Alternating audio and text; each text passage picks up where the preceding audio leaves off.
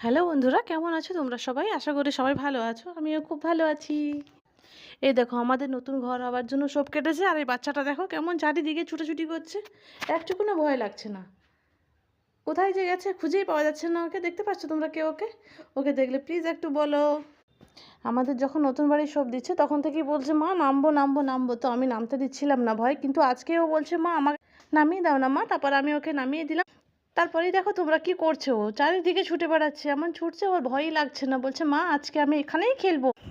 নিজেই ছোটাদৌড়া করছে, আবার বলছে মা ওখানে আর যাবো না, ওখানে ভূত আছে। আবার নিজেই বলছে মা উঠবো না, ওখানেই থাকবো মা।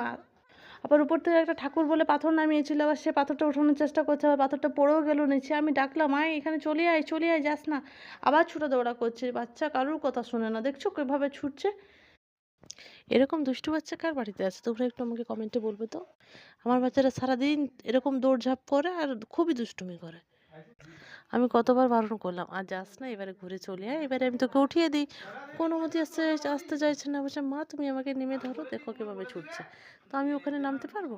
আবার ওখানে কি দেখেছে কে জানে, ওরা থমকে দাঁড়িয়ে গেছে, বলছে মা ওখানে ভূত আছে। মা যাবো না, মা যাবো না।